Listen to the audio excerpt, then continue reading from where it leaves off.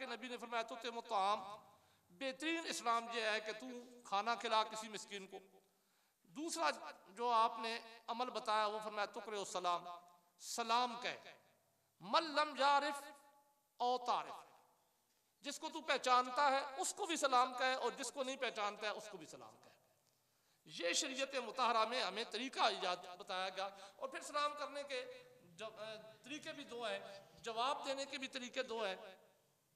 कुरान मजीद के अंदर के इस आयत के अंदर मौजूद है, अल्लाह तबारक व तआला फरमाते हैं कि वैज़ा हुय्यितुम बितहय्यतिन फहय्यू बिअहसन मिन्हा, जब तुम्हें कोई सलाम दे तो उससे अच्छा सलाम उसे दो। यानी कोई तुम्हें अस्सलामु अलैकुम कहे तो जवाब में तुम अस्सलामु अलैकुम व रहमतुल्लाह व बरकातुहू, यानी उसमें नेक जज्बात का, तमन्नाओं का, दुआओं का, जो अच्छी दुआएं होती हैं उसमें ज्यादती के साथ जवाब देना चाहिए। और अगर कुछ ज्यादती के साथ नहीं दे सकता तो दूसरा तरीका कुरान मजीद में यही बयान किया गया कि रुद्दूहा, जितना वो दे रहा है उतना ही लौटा दो। अगर तुम्हारे पास इतना वक्त नहीं है ना कि उसके लिए और दुआएं मांग सको, बंदा किसी के लिए दुआ मांगता है तो उसकी अपनी दुआ भी कबूल होती है, लेकिन चूंकि हम जिस माशरे में रह रहे हैं इस माशरे में हर किस्म के काम के लिए तो हमारे पास वक्त होता है, नेकियों के लिए वक्त नहीं होता। तो इसीलिए कुरान मजीद में अल्लाह तबारक व तआला ने हुज़ूर अलैहिस्सलातु वस्सलाम की उम्मत को ये तखसीस भी पैदा फरमा दी। फरमाया कि अगर अच्छे तरीके से नहीं लौटा सकते ना, बेहतर तो यह है कि अच्छे तरीके से लौटाओ, लेकिन अगर इस तरह नहीं कर सकते हो तो रुद्दूहा, जितना उसने तुम्हें दुआएं दी हैं उतनी उसे जवाब में दुआएं दे दो। तो फिर तीसरा जो इसके अंदर मैंने आपके सामने हदीस से बयान किया, शरीयत मुताहरा में ये सलाम देना सिर्फ जानने वाले के लिए खास नहीं है। वहाँ हदीस के अल्फाज ये हैं कि जब सवाल किया गया कि बेहतरीन इस्लाम कौन सा है तो अल्लाह के नबी ने फरमाया तुकरे सलाम यारिफ मल्लम यारिफ, जिसको तू पहचानता है उसको भी सलाम कहे और जिसको नहीं पहचानता उसको भी सलाम कहे। ये बेहतरीन इस्लाम है। फिर एक और हदीस में आता है, मिशकात शरीफ किताबुल अदाब बाबुस सलाम के अंदर ये हदीस है, हुज़ूर अलैहिस्सलातु वस्सलाम की बारगाह में सहाबा बैठे हुए थे तो अल्लाह तबारक व तआला ने फरमाया, अल्लाह तबारक व तआला ने महबूब ने फरमाया कि मेरे सहाबा तुम में से कोई उस वक्त तक मोमिन नहीं हो सकता, तुम्हारा ईमान कामिल नहीं हो सकता। मोमिन से मुराद जहां ये माना बनता है तुम्हारे अंदर ईमान कामलियत के साथ, जामियत के साथ दाखिल नहीं हो सकता। कब तक? हत्ता तहाबू, जब तक कि तुम आपस में मोहब्बत ना करो। और मोहब्बत कैसे करोगे? हुज़ूर अलैहिस्सलातु वस्सलाम ने फरमाया कि अवला अदुल्लुकुम अला शैइन इज़ा अमिलतुमू फअहबब्तुम, कि तुम जन्नत में नहीं दाखिल हो सकते जब तक तुम मोमिन न हो। असल हदीस की इब्तिदा तो यहाँ से है ना, मैं उसको इख्तिसार के साथ बयान कर रहा था इसलिए मैंने आखिरी जुमला आपके सामने बयान कर दिया। तो हुज़ूर अलैहिस्सलातु वस्सलाम ने फरमाया कि जन्नत में जाने के लिए ईमान का होना ज़रूरी है। ईमान के होने के लिए तुम्हारा आपस में मोहब्बत करना ज़रूरी है। एक दूसरे का, मोमिन मुसलमान का आपस में एक दूसरे से मोहब्बत वाला रिश्ता होना ज़रूरी है। और फिर ज़ाहिर है कि ये मोहब्बत वाला रिश्ता बतकाज़ाए बशरियत हमारे अंदर बहुत कम होता है। तो शरीयत मुताहरा में अल्लाह के नबी ने इसको पहले ही हमारे लिए बयान कर दिया। हुज़ूर अलैहिस्सलातु वस्सलाम ने फरमाया अवला अदुल्लुकुम अला शैइन इज़ा अमिलतुम फअहबब्तुम, मैं तुम्हारे ऐसे अमल पे दलालत न करूं कि जो अमल तुम करो तो तुम्हारे दिलों में मोहब्बत आ जाए, तुम आपस में एक दूसरे को महबूब हो जाओ। जब महबूब होगे तो ईमान तुम्हारे दिलों में दाखिल होगा, ईमान दाखिल होगा तो जन्नत मिलेगी। ये सीढ़ियां बनाई अल्लाह के नबी ने समझाने के लिए। तो सहाबा कराम ने अर्ज़ की या रसूलुल्लाह सल्लल्लाहु अलैहि वसल्लम ज़रूर बताइए हमें कि वो ऐसा कौन सा अमल है कि जिस अमल के करने की वजह से हम आपस में मोहब्बत करने लग पड़े और ईमान हमारे अंदर दाखिल हो जाए ताकि हम जन्नत के हकदार हो सके। तो अल्लाह के नबी ने फरमाया इफ़्शुस्सलाम बैनकुम, जहां भी हदीस के अल्फाज है, आपस में एक दूसरे को सलाम दिया करो। जब मिलो किसी को, एक दूसरे को मिलने लगो तो सलाम दिया करो। जब एक, बल्कि हदीस के अंदर तो यूं आता है कि अगर चल रहे हो तो रास्ते में सतून आ जाए तो एक बंदा सतून के उस साइड पे हुआ, दूसरा इस साइड पे हुआ, फिर मिलो, फिर एक दूसरे को सलाम दो, क्योंकि सलाम देना सुन्नत तरीका है। और ये एक मसला और भी ध्यान में रखें, सलाम देना सुन्नत है, जवाब देना वाजिब हो जाता है। जिस बंदे को सलाम दिया जाए ना, सलाम देने वाला तो सुन्नत पर अमल कर रहा है, लेकिन जिसको सलाम दिया जाए उस पर जवाब देना वाजिब हो जाता है। वाजिब छोड़ने वाला अजाब का गिरफ्तार होता है, अजाब में का मुस्तहिक होता है। तो सलाम देने में कितनी नेकियां मिलती हैं। हदीस के अंदर आता है, एक हदीस है, हज़रत अलैहिस्सलाम की अरगाह में सहाबा बैठे हुए थे, तो एक शख्स आया, उसने आकर अर्ज़ की अस्सलामु अलैकुम। हज़रत अलैहिस्सलाम ने उसे जवाब दिया। अब ये सित्ता की हदीस है, लेकिन मैं फिर अल्फाज वही पढ़ रहा हूँ जो किताबुल अदाब बाबुल मिशकात शरीफ के अंदर बाबुल सलाम के अंदर है, मिशकात शरीफ के अंदर बाबुल सलाम के अंदर। वैसे ये बुखारी और मुस्लिम की हदीस है। मिशकात साहब मिशकात ने बुखारी और मुस्लिम से इस हदीस को नकल किया है। वो फरमाते हैं कि अल्लाह के नबी की बारगाह में सहाबा बैठे हुए थे, तो एक सहाबी है, उन्होंने आकर बस इतने अल्फाज के साथ सलाम किया, उन्होंने कहा अस्सलामु अलैकुम। अल्लाह के नबी ने उन्हें जवाब दिया, फरमाया वालेकुम अस्सलाम। वो बैठ गए, तो हज़रत अलैहिस्सलाम ने फरमाया कि वाजबत अशरतुन, 10 नेकियां तेरे लिए लिखी गई हैं। अब अल्फाज मैं फिर दोहरा देता हूं कि उन्होंने आकर अर्ज की अस्सलामु अलैकुम, अल्लाह के नबी ने वालेकुम अस्सलाम कह दिया, जवाब दे दिया। अल्लाह के नबी ने जब वो बैठ गए तो फरमाया 10 नेकियां तेरे नामे अमाल में लिख दी गई हैं। थोड़ी देर गुजरी, एक और सहाबी आते हैं, वो आके अर्ज करते हैं अस्सलामु अलैकुम व रहमतुल्लाह। उन्होंने वरहमतुल्लाह का इजाफा कर दिया। तो जब हज़रत अलैहिस्सलाम ने उन्हें जवाब दिया, वो बैठे, तो अल्लाह के नबी ने फरमाया वाजबत इश्रीना, 20 नेकियां तेरे नामे अमाल में लिख दी गई हैं। वो भी बैठ गए। थोड़ी देर गुजरी, एक तीसरे सहाबी आते हैं, उन्होंने आकर भी हज़रत अलैहिस्सलाम को इजाजत मांगने के बाद सलाम किया। उन्होंने सलाम में अल्फाज थोड़े से ज्यादा अदा किए। उन्होंने कहा अस्सलामु अलैकुम व रहमतुल्लाहि व बरकातुहू। जब वो बैठ गए, अल्लाह के नबी ने उन्हें जवाब दिया, वो बैठ गए, तो हज़रत अलैहिस्सलाम ने उन्हें फरमाया सलासीना, तेरे लिए 30 नेकियां लिख दी गई।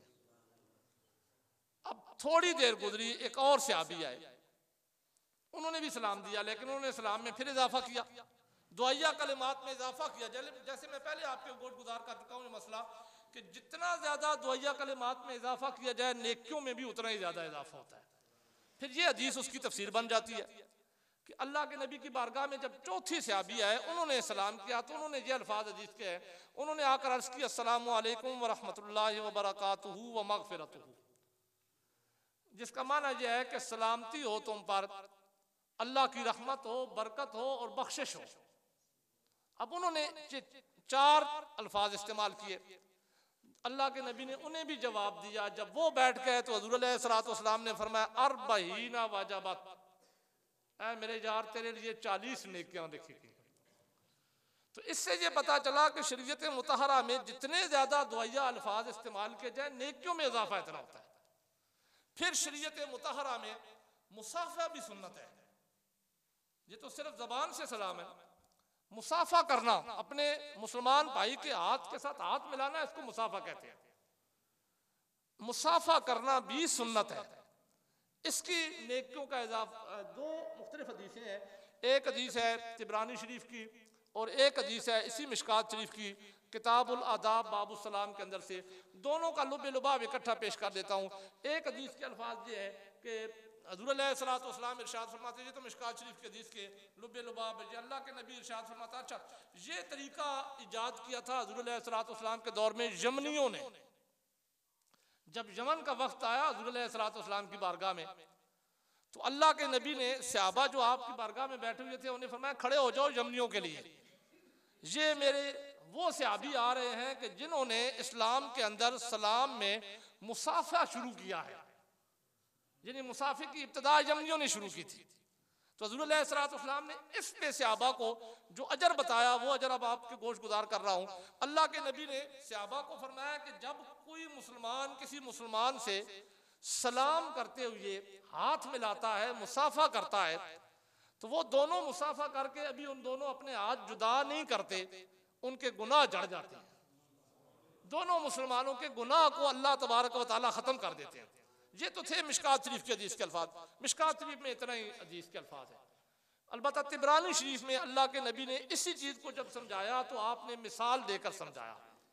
आपने फरमाया कि जब मुसलमान मुसलमान से मिलता है, सलाम करता है, जो सलाम का तरीका है, और उसके साथ मुसाफा भी करता है, तो जब मुसाफा करता है तो अल्लाह के नबी ने फरमाया ना कि जिस तरह तेज आंधी चले खिजा के मौसम में और दरख्तों पे जो पत्ते हों वो तेज आंधी की वजह से झड़ जाते हैं, इसी तरीके से जब मुसलमान मुसलमान से मिलता है सलाम करता है और मुसाफा करता है, तो जब वो दोनों आपस में मुसाफा करने के बाद हाथ जुदा नहीं करते, उनके गुनाह इस तरह चढ़ जाते हैं जिस तरह खिजा के मौसम में तेज आंधी से, वैसे तेज आंधी न भी हो तब भी खिजा के मौसम में तो पत्ते झड़ते रहते हैं, लेकिन अल्लाह के नबी ने ये मिसाल इसलिए दी कि आप बताना चाहते थे कि मेरी उम्मत में जो तरीका मैंने इजाद किया है सलाम का, उसकी कितनी अहमियत है कि सलाम भी करते जाओ, आपस में मोहब्बत भी बढ़ती जाएगी, तुम्हारे अंदर दीन भी दाखिल होता जाएगा, इस्लाम भी दाखिल होता जाएगा, मेरे हुक्म पे अमल भी होता जाएगा, सुन्नत भी अदा होती जाएगी, साथ साथ तुम्हारे गुनाह भी खत्म होते जाएंगे। इसीलिए ये तरीका, और इस्लाम हुज़ूर अलैहिस्सलाम की बारगाह में एक सहाबी आते हैं, ये तिरमिज़ी शरीफ के हदीस मुबारक है, उन्होंने आकर अर्ज़ की, या रसूलुल्लाह सल्लल्लाहु अलैहि वसल्लम, फलां शख्स के फल मेरे बाग में पड़े हुए हैं, उठाता नहीं है, मैं उसके फल हिफाजत कर करके थक गया हूँ, बार बार उसे कह चुका हूँ, वो उठाता नहीं है। अल्लाह के नबी ने उन्हें बुलाया, तो हुज़ूर अलैहिस्सलाम ने फरमाया, अपने फल इसके बाग से उठा दो, इसे तकलीफ होती है। अर्ज करते या रसूलुल्लाह सल्लल्लाहु अलैहि वसल्लम नहीं उठा सकता। अल्लाह के नबी ने फरमाया बेच दो, उन्होंने अर्ज की बेचता भी नहीं हूँ। हुज़ूर अलैहिस्सलाम ने फरमाया हिब्बा कर दो, अगर बेचते नहीं हो तो इन्हें वैसे ही दे दो, हिब्बा कर दो। अर्ज करते हैं अल्लाह के नबी हिब्बा भी नहीं कर सकता। तो हुज़ूर अलैहिस्सलाम ने फिर मशवरा दिया, फरमाया चलो इसके बदले में जन्नत में फल ले लेना, जन्नत के फल के बदलों में दे दो। अब ये चौथा जुमला है हदीस का, तो वो इराबी अर्ज करने लगे ऐसा भी नहीं कर सकता।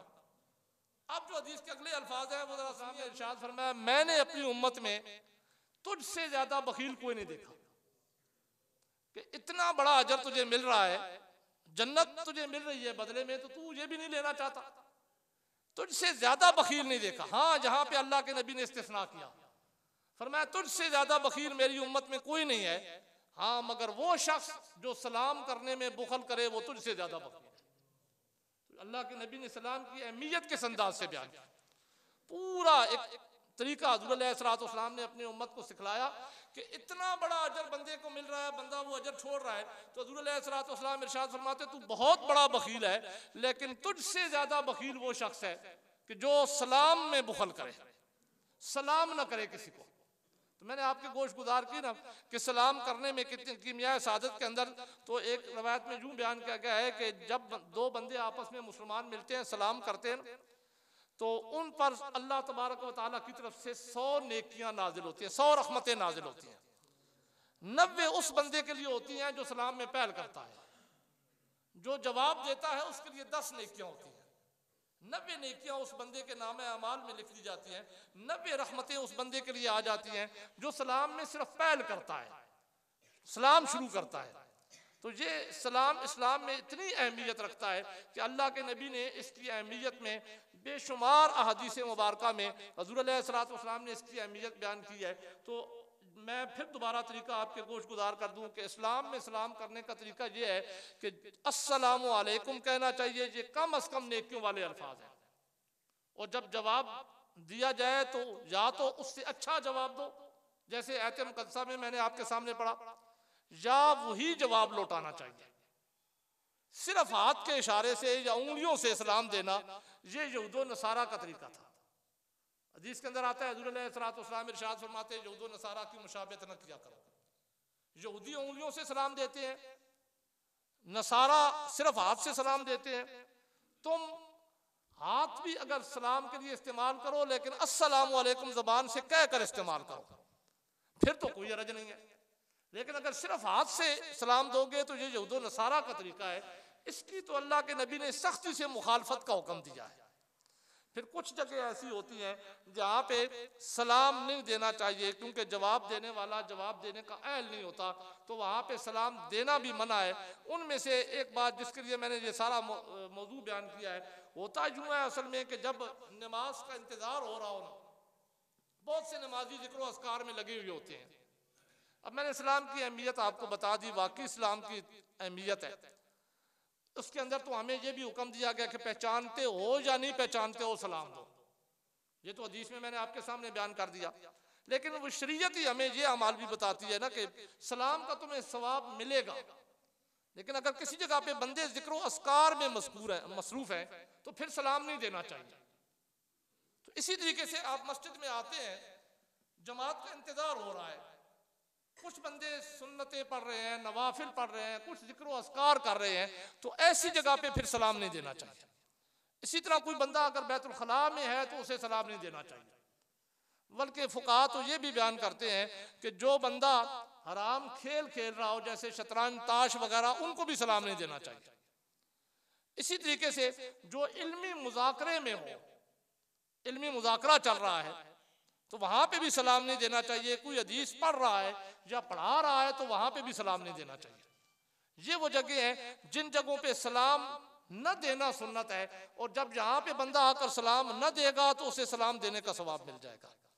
शरीयत मुतहरा में अल्लाह तबारक व तआला नियत पे बंदे को अमाल का के दारोमदार का सारा दारोमदार नियत पे होता है। तो अगर शरीयत मुतहरा में बंदे के तरीका वही हो कि जो शरीयत मुतहरा का तरीका है, तो अगर किसी वजह से उसको उस तरीके से रोक दिया जाए तो वहाँ पे उस बंदे को पूरा अमल मिलता है। अल्लाह तबारक व तआला उसके अमल में कमी नहीं करते। अल्लाह तबारक व तआला हमें सही मानों में इस्लामी तालीमात समझ कर उन पर अमल पैरा होने की तौफीक अता करे। वमा अलैहि